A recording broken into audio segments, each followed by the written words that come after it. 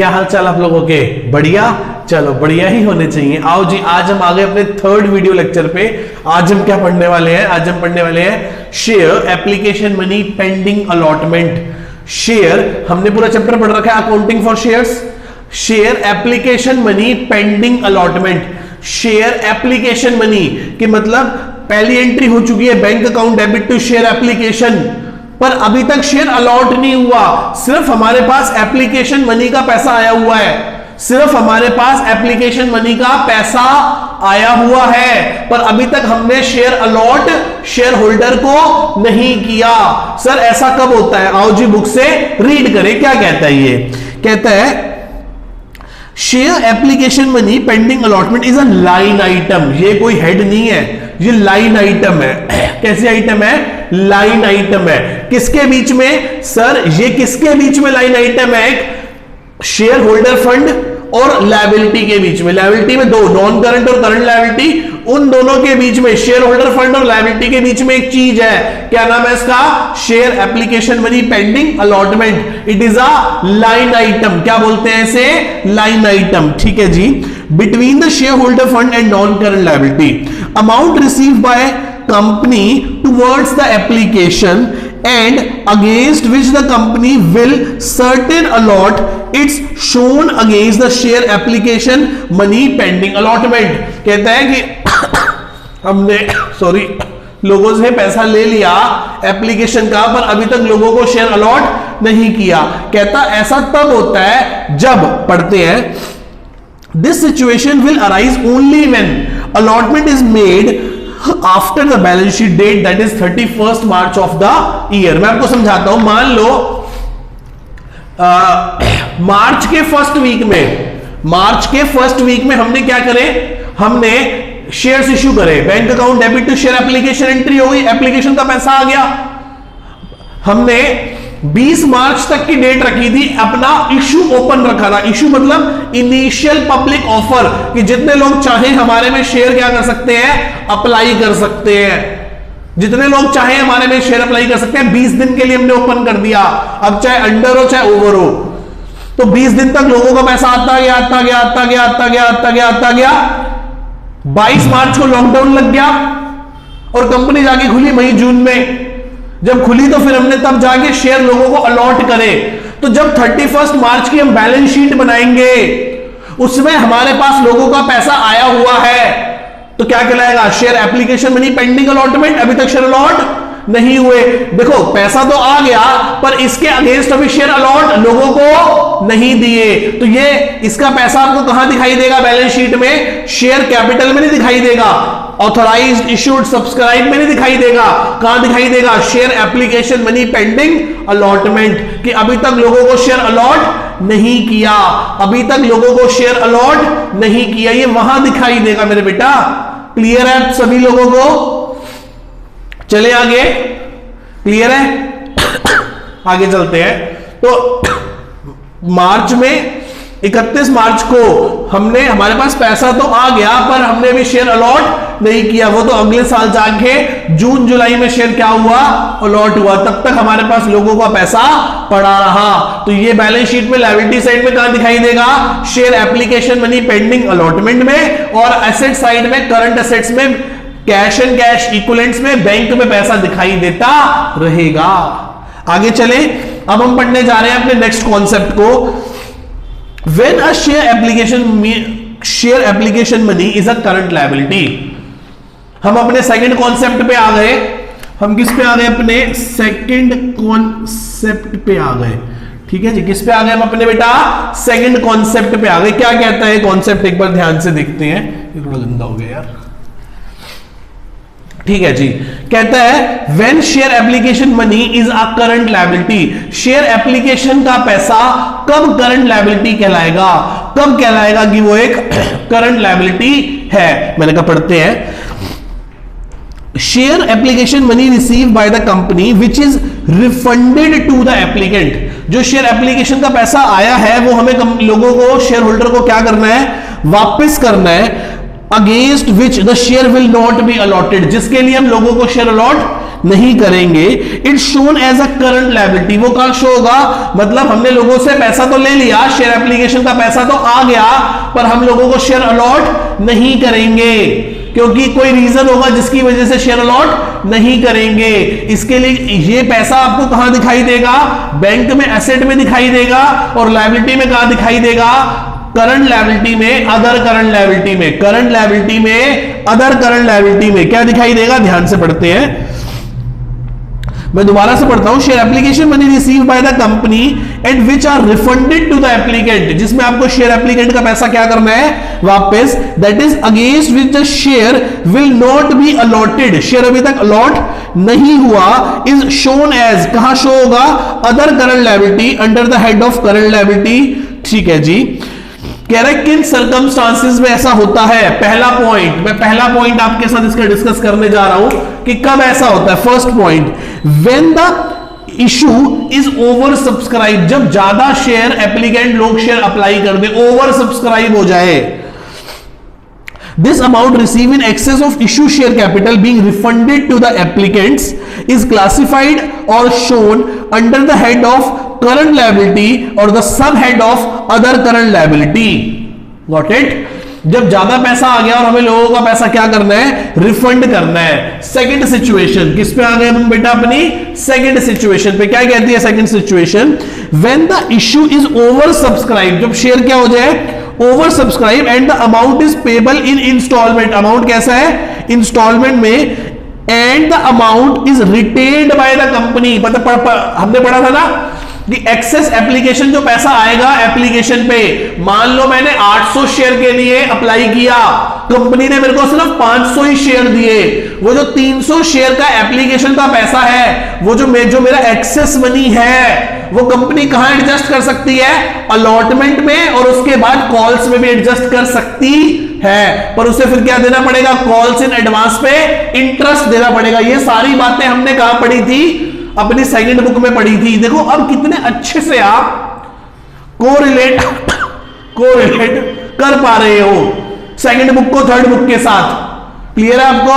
आगे चलते मैं दोबारा से बढ़ता हूं। When the issue is over subscribe and the amount is payable in installment, amount कैसे देना है, किश्तों में देना है।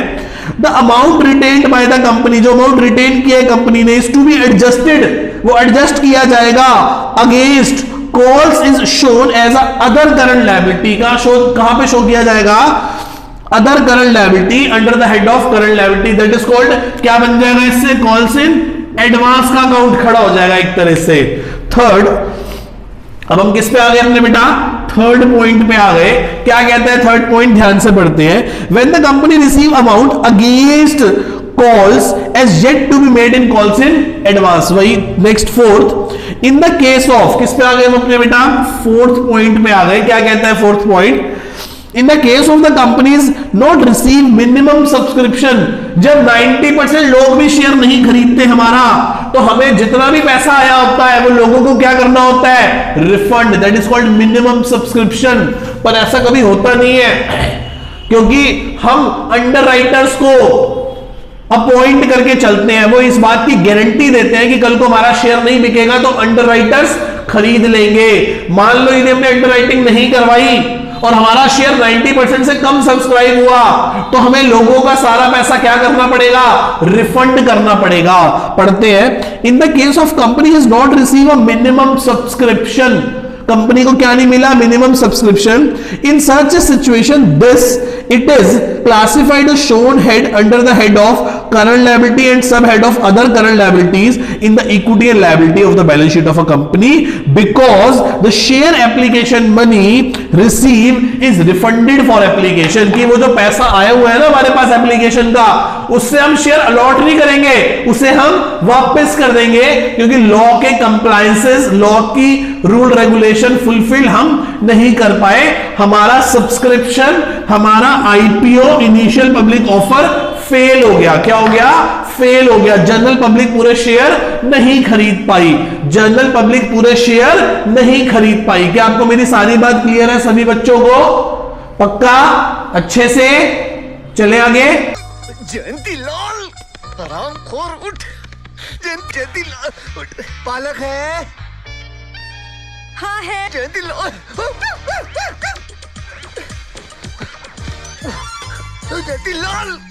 आओ जी, हम शुरू कर रहे हैं लायबिलिटीज को पढ़ना। किसको शुरू कर रहे हैं बेटा? लायबिलिटीज के बारे में। वैसे हम एक्चुअल लायबिलिटीज को नेक्स्ट लेक्चर से पढ़ेंगे, आज हम सिर्फ लायबिलिटी के बारे में पढ़ने जा रहे हैं। दो प्रकार की लायबिलिटी, नॉन करंट लायबिलिटी और current liability. Non current liability and current liability, मैं आपको इसकी डेफिनेशन बताता हूं, लिखो। Non current liability are those liability, non current liability are those liability which are not a current liability। क्या बेहतरीन definition है।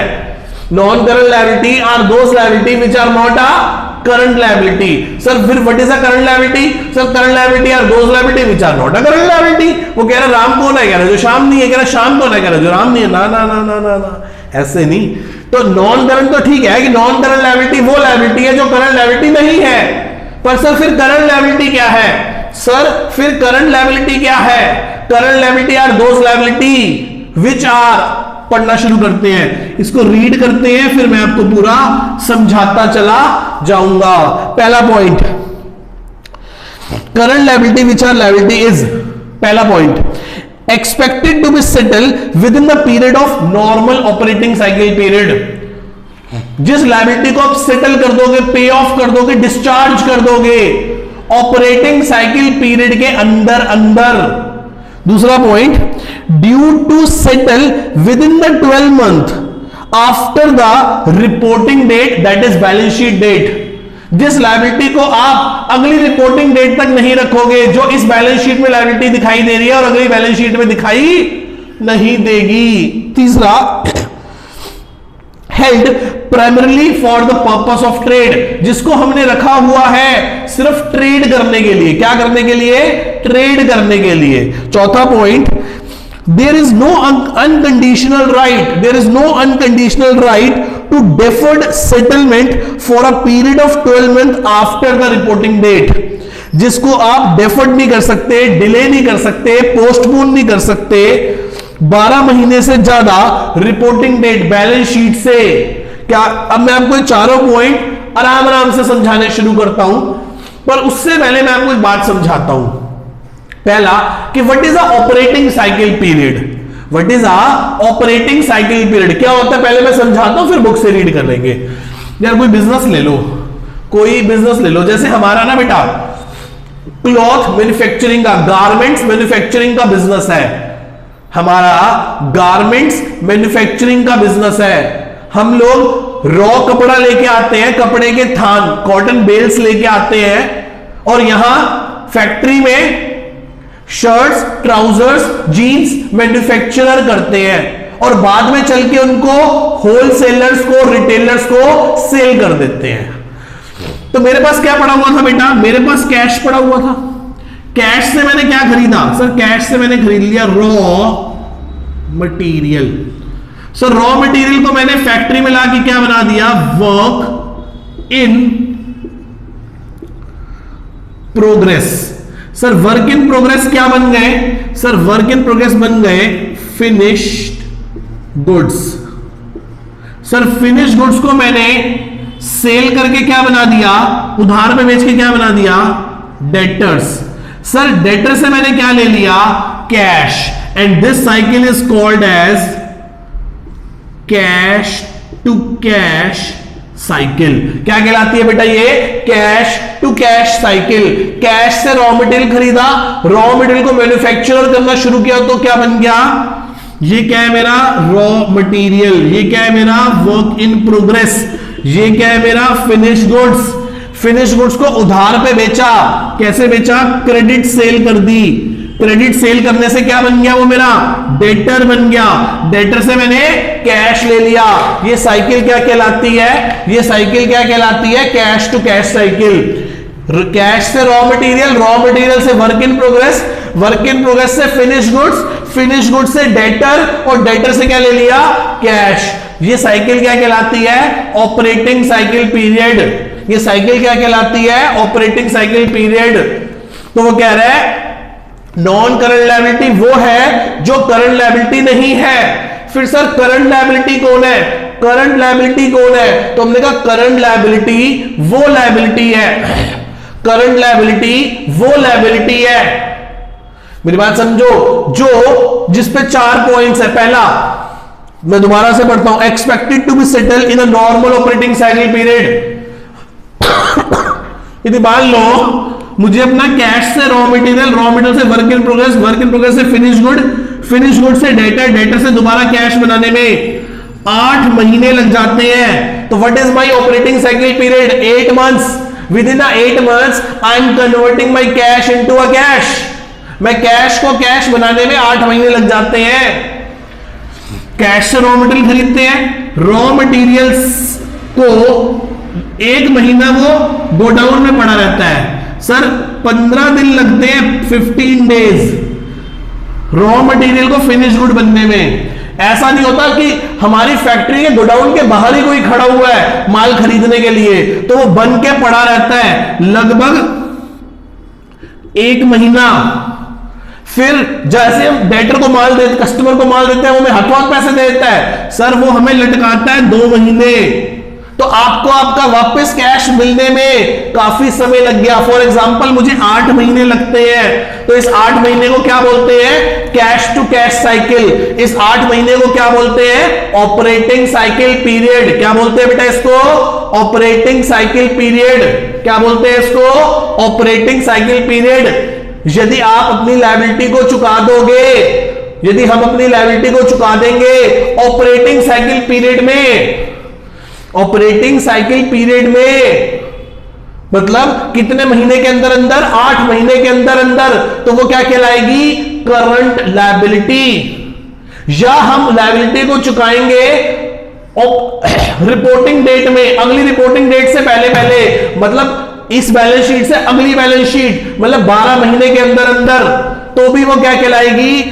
क्या कहलाएगी? Current liability.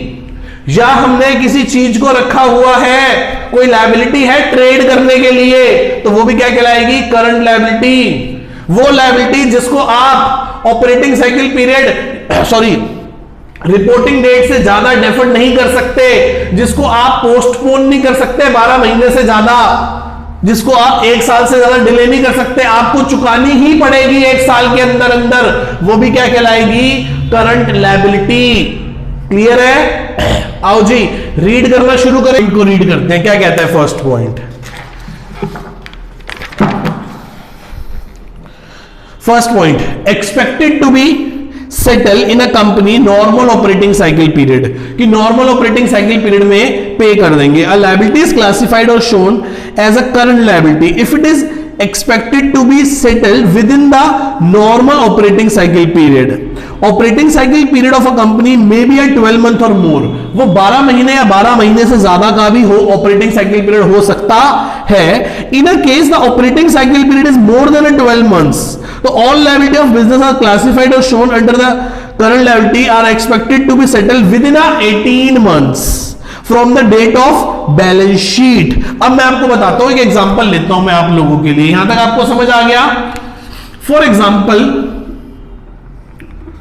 Operating cycle period, ठीक है, और लायबिलिटी। ऑपरेटिंग साइकिल पीरियड 8 महीने का है, ऑपरेटिंग साइकिल पीरियड 11 महीने का है, ऑपरेटिंग साइकिल पीरियड 15 महीने का है, और 18 महीने का है, और 24 महीने का है, ठीक है। और लायबिलिटी को हम सेटल्ड कर देते हैं कितने महीने में? 6 महीने में, ये 10 महीने है, ठीक है, ये 10 महीने है। इसको हम पे करते हैं 11 महीने में, इसको हम पे करते हैं 14 महीने में, इसको हम पे करते हैं 18 महीने में, और इसको हम पे करते हैं 30 महीने में, सेटल करते हैं। तो आप बताओ क्या है, नॉन करंट लायबिलिटी है या करंट लायबिलिटी है? बताना। हमारी साइकिल 8 महीने की है, मतलब 8 महीने में अपना सामान कैश को कैश में कन्वर्ट कर लेते हैं, और मैं अपनी लायबिलिटी को सेटल कितने में करता हूं? 6 महीने में, तो सर ये करंट लायबिलिटी है, ठीक है। मेरी ऑपरेटिंग साइकिल पीरियड 10 महीने की है, और मैं लायबिलिटी पे कितने में करता हूं? 11 में। सर तब भी करंट है, कोई दिक्कत वाली बात नहीं है। क्यों? क्योंकि 12 महीने का भी तो एक पॉइंट होता है। सेकंड पॉइंट में क्या कहा था कि आप अपनी लायबिलिटी को चुका दो रिपोर्टिंग डेट के अंदर अंदर, मतलब that is balance sheet date. यदि आप अपनी लायबिलिटी को बैलेंस शीट डेट 12 महीने के अंदर अंदर चुका दो तो भी वो क्या है? करंट है। इसका मतलब यदि आप अपनी लायबिलिटी सेटल करते हो 12 महीने के अंदर अंदर तो लायबिलिटी करंट ही रहेगी, चाहे ऑपरेटिंग साइकिल पीरियड कितना मर्जी छोटा या बड़ा क्यों ना हो। समझ रहे हो मेरी बात को? आगे चलते हैं। सर ऑपरेटिंग साइकिल पीरियड 15 महीने का है, 15 महीने का, और हम अपनी लायबिलिटी को पे कितने में करते हैं? 14 महीने में। सर सोचना पड़ेगा, 14 महीने मतलब 12 महीने से ज्यादा तो नॉन करंट। पर ऑपरेटिंग साइकिल पीरियड के अंदर अंदर यदि हम अपनी लायबिलिटी को चुका दें ऑपरेटिंग साइकिल पीरियड के अंदर अंदर तो वो क्या कहलाएगी? करंट ही कहलाएगी। क्या कहलाएगी? करंट ही कहलाएगी। समझ रहे हो? तो ये क्या है बेटा? ये करंट ही है, ये करंट ही है। आगे ऑपरेटिंग साइकिल पीरियड 18 महीने, लायबिलिटी पे भी कितने में करते हैं? 18, that is also a current. Operating cycle period 24 महीने, 2 साल में मैं अपने कैश को कैश में कन्वर्ट करता हूं। पता नहीं ऐसा क्या बना रहे हैं जो 2 साल लग जाते हैं, होगा कोई बड़ी चीज होगी। आगे चले, जैसे मान लो डॉक यार्ड, बड़ी शिप, उनको बनाने तो सालों लग जाते हैं, 2-2, 3-3, 4-4 साल लग जाते हैं। बड़ी बिल्डिंग, डैम, रोड, ब्रिज, इन सब चीजों में काफी लंबा समय लगता है। और हम अपनी लायबिलिटी को सेटल कितने में कर रहे हैं? 30 में, मतलब 12 से भी ज्यादा और ऑपरेटिंग साइकिल पीरियड से भी ज्यादा। तो ये क्या कहलाएगी? ये कहलाएगी नॉन करंट लायबिलिटी। क्या कहलाएगी? Non current liability. क्या कहलाएगी मेरे बेटा? ये नॉन करंट लायबिलिटी। क्या कहलाएगी? ये नॉन करंट लायबिलिटी। ये देख लो, ऑपरेटिंग साइकिल पीरियड 30 महीने है, हम चुका रहे हैं 27 महीने में। ऑपरेटिंग साइकिल पीरियड 30 महीने है, हम चुका रहे हैं 32 महीने में। तो बताना, साइकिल के अंदर है तो करंट, साइकिल के बाहर है, साइकिल के बाहर है, साइकिल के बाहर है, और 12 से ज्यादा है तो नॉन करंट। अब देखो ऑपरेटिंग साइकिल पीरियड है 8 महीने की, दोबारा से लिखता हूं मैं, ये हम चुका रहे हैं 5 महीने नहीं, ये हम चुका रहे हैं 11 महीने में। तो बताओ क्या है? ये 8 महीने, साइकिल कितनी है? 8 महीने, तो साइकिल से तो ज्यादा हो गया, साइकिल से ज्यादा हो गया, पर 12 से कम है, 12 से कम है। तो ये क्या कहलाएगी? ये करंट लायबिलिटी ही कहलाएगी, ये करंट लायबिलिटी ही कहलाएगी। क्या आपको मेरी ये सारी बात समझ में आ रही है बच्चों को?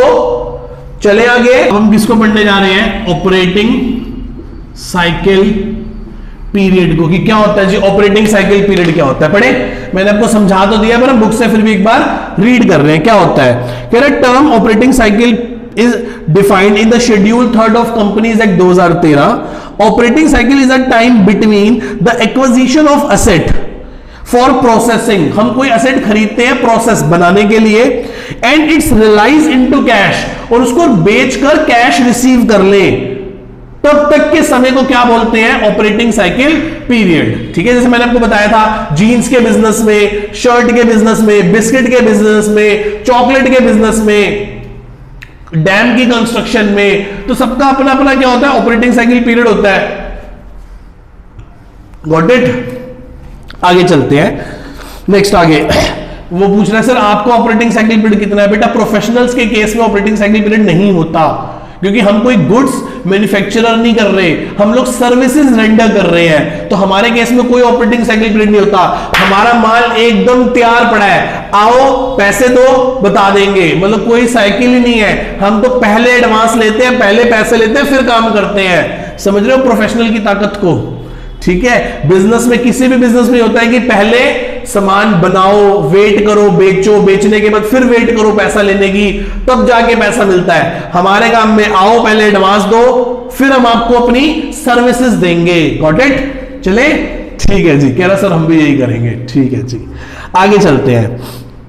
कह रहे where the operating cycle can not be identify, it is assume for to be 12 month. क्या बहुत अच्छी बात है, वो कह रहा है कि यदि आपको नहीं पता चल पा रहा किसी क्वेश्चन में कि ऑपरेटिंग साइकिल पीरियड कितनी है, तो हम एज्यूम कर लेंगे कि वो 12 महीने है। याद रखना, ये पेपर में आपको फंसा सकता है। क्या मान लेंगे हम, वो 12 महीने है। आगे चलते हैं। Operating cycle means the time taken by a company to acquire an asset for processing, converting into a cash and cash equivalents. For example, in a manufacturing of raw material, processing to its make a finished product, selling and convert it into cash and cash equivalents. वो यही कह रहा है, example कह रहा है कि हम पहले रॉ मटेरियल लेंगे, फिर उसका वर्क इन प्रोग्रेस बनाएंगे, फिर उसका फिनिश गुड बनाएंगे, फिर उसको सेल करके डेटर बनाएंगे, फिर डेटर हमें कैश देगा। In case operating cycle can not be identify, यदि आप ऑपरेटिंग साइकिल को आइडेंटिफाई नहीं कर पा रहे, it is assume that the business has operating cycle period of 12 month. यदि आप ऑपरेटिंग साइकिल पीरियड को एज्यूम नहीं कर पा रहे, आपको नहीं पता कि इस बिजनेस के ऑपरेटिंग साइकिल पीरियड कितने महीने की है, तो आप उस क्वेश्चन में मान लेना कि वो 12 महीने की है। कितने महीने की है? 12 महीने की है। आगे, the effort of operating cycle is that case of operating cycle period is more then 12 months. 12 महीने से ज्यादा हो सकता है, से 18 मंथ और sorry, all liability of that business are classified or shown as a current liability if they are due to settle within 18 months. वो यार वही बात कह रहा है कि यदि आपका पीरियड ऑपरेटिंग साइकिल पीरियड 18 महीने है, तो आप जिन जिन लायबिलिटीज को 18 महीने के अंदर चुका दोगे, वो सभी क्या कहलाएंगी? करंट लायबिलिटी ही कहलाएंगी। वो सभी क्या कहलाएंगी? करंट लायबिलिटी ही कहलाएंगी। Got it? चले आगे। अब हम आ गए अपने सेकंड पॉइंट पे। किस पे आ गए बेटा? हम अपने सेकंड पॉइंट पे। क्या कहता है सेकंड पॉइंट? ध्यान से रीड करते हैं। Due to be settle within 12 months, 12 महीने के अंदर अंदर, from the date of balance sheet, मतलब इस बैलेंस शीट डेट से 12 महीने के अंदर, मतलब जो लायबिलिटी इस बैलेंस शीट में दिखाई दे रही है वो अगली में दिखाई नहीं देगी। आगे बढ़ते हैं। A liability is classified or shown under the head of current liability if it is due to settle within the 12 months from the date of balance sheet. Within the 12 months from the date of balance sheet. पहला point. When the period of operating cycle is less than 12 months. If the क्या कहता है? When the period of operating cycle is less than 12 months, the liability to be settled within the 12 months from the date of balance sheet are shown as a current liability. बिल्कुल सही बात है। When the period of operating cycle period is more than 12 months, say 15 महीने, the liability to settle pay within the 15 months from the date of the balance sheet is shown as the current liability. सीधी सीधी बात है, operating cycle period पे निर्भर करता है। For example, if a business has a operating cycle period of 7 months, यदि किसी business को operating cycle period 7 महीने का है, liability to be settle within 10 months, और हम लायबिलिटी को चुका देते हैं 10 महीने के अंदर अंदर, the liability will be classified और shown as a current liability because a period of 12 months although is more than 7 months but less than 12 months। यार मैं भी तो यही बात बार बार उस एग्जांपल में मैंने आपको समझा दी। ठीक है, आगे बढ़ते हैं थर्ड पॉइंट की ओर। थर्ड पॉइंट में कह रहा है held primarily for the purpose of being trade। जिस चीज को आपने ट्रेड के लिए रखा है वो सभी चीज आपकी करंट कहलाएंगी।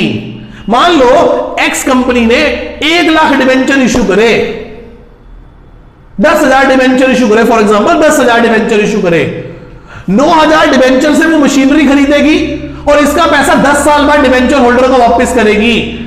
मतलब 9,000 डिवेंचर के पैसों से हमने मशीनरी खरीद ली और इस डिवेंचर को हम रिडीम करेंगे 10 साल बाद, तो ये तो कहलाएगी नॉन करंट लायबिलिटी।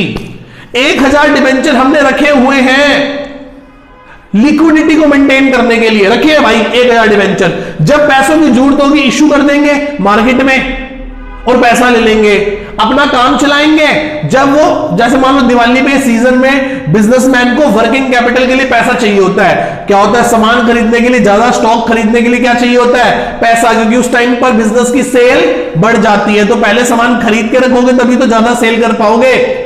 तो हमने क्या करा, मार्केट में फटाफट क्या 1,000 क्या इश्यू कर दिए डिवेंचर, पैसा आया उससे स्टॉक खरीदा, दिवाली पे खूब सामान बेचा, जो पैसा आया उसको पैसा वापस करके डिवेंचर रिडीम कर दिए और अपना डिवेंचर वापस ले लिया। फिर न्यू ईयर आएगा, फिर हम ऐसे करेंगे, फिर दिवाली होली आएगी, फिर ऐसे करेंगे। तो ये 1,000 वो डिवेंचर है जिनको हम बार बार खरीदते व बेचते रहते हैं। तो ये क्या कहलाएंगे बेटा, ये कहलाएंगे करंट लायबिलिटी। ये क्या कहलाएंगे, करंट लायबिलिटी। बात समझ में आती है? आगे चलते हैं, अब पढ़ते हैं इसको। Held primarily for the purpose of being trade, held primarily for the being of trade. A liability held for the purpose of being trade is a liability which company hold an intention to trade. उसकी intention है trade करने की। आओ जी, इसके अंदर भी वही same example लिखा हुआ है, बुक से रीड कर लीजिएगा। मैंने वही जो बात आपको कही है, शायद फिगर्स थोड़ी ऊपर नीचे होंगी, बाकी बात वही है कि 1 लाख डिबेंचर है, जिसमें से 90,000 डिबेंचर लॉन्ग टर्म के लिए और 10,000 डिबेंचर ट्रेड के लिए, जिनको हम बार बार खरीदते व बेचते रहते हैं। आओ जी, अब हम आ गए अपने फोर्थ पॉइंट पर। किस पे आ गए बेटा हम अपने फोर्थ पॉइंट पर? क्या कहता है fourth point? There is no condition right to deferred और settle for a least of 12 month from the date of balance sheet. मतलब कोई हमारे पास अनकंडीशनल राइट नहीं है कि हम उसको डेफर्ड कर सके, लेट कर सके, डिले कर सके, हमको उसको चुकाना ही पड़ेगा। पढ़ते हैं, if a company has a liability due to settle within 12 month from the date of balance sheet and it does not have a right to deferred, हमारे पास कोई राइट नहीं है उसको डेफर्ड, डिले करने का, पोस्टपोन करने का, the settlement it is classified और shown as a current liability. For example, a company has taken a loan from a bank से लोन लेगा, which is due for payment, जो पेमेंट के लिए ड्यू है 1 अक्टूबर 2020 को। For example, in this case the balance sheet on 31 March loan will be classified और shown as a current liability because the company cannot postpone the liability on a later date, that is extend the period to write a deferred within a bank। आगे चलते हैं, मैं ये समझिए, मैं आपको बताता हूं क्या कहना चाहता है। कहता है कि एक डिबेंचर है फॉर एग्जांपल 10 साल का, तो 10 साल में से पहले साल, दूसरे साल, तीसरे साल, चौथे साल, 5वें साल, 8वें साल, 9वें साल, 8-9 साल तक तो वो डिबेंचर आपको नॉन करंट लायबिलिटी में ही दिखाई देता रहेगा, क्योंकि उसको हमें चुकाना है ऑपरेटिंग साइकिल पीरियड या 12 महीने के बाद। पर आखिरी साल में, 9वें साल में आके वो लायबिलिटी अब हमें नॉन करंट की बजाय करंट में दिखाई देगी। वो लायबिलिटी अब हमें नॉन करंट की बजाय करंट में दिखाई देगी, क्योंकि अब वो अगले 12 महीने के अंदर सेटल हो जाएगी, ड्यू फॉर पेमेंट हो जाएगी, ड्यू हो जाएगी पेमेंट के लिए, और अब हम इसको इससे ज्यादा लटका नहीं सकते, डिले पोस्टपोन नहीं कर सकते। इसका मतलब मोटी मोटी बात, डिबेंचर एक लोन है, लायबिलिटी है, नॉन करंट है, पर आखिरी साल में आके वो एक करंट लायबिलिटी बन जाएगी, क्योंकि अब हमारे पास इसको और डेफर्ड डिले करने का कोई ऑप्शन नहीं है। ये हमने किसके बारे में पढ़ लिया बेटा? लायबिलिटीज के बारे में। आज हमने थोड़ा सा और आगे पढ़ा। अब नेक्स्ट लेक्चर में हम आगे के कॉन्सेप्ट्स को कवर अप करेंगे। पहले हम पढ़ेंगे नॉन करंट लायबिलिटी, एक लेक्चर लगा के, फिर पढ़ेंगे करंट लायबिलिटी। आई होप आपको आज की सारी क्लास बिल्कुल क्रिस्टल क्लियर हुई होगी, समझ आई होगी। फिर भी कोई डाउट्स आते हैं, रहते हैं, तो बेटा आप क्लास में डिस्कस कर सकते हैं, कॉल करें, फोन करें, मैसेज करें, व्हाट्सएप करें, जैसे मर्जी करें, पर आपने डाउट्स हाथों हाथ क्या करा ले, क्लियर करा ले बेटा। Got it? Bye bye.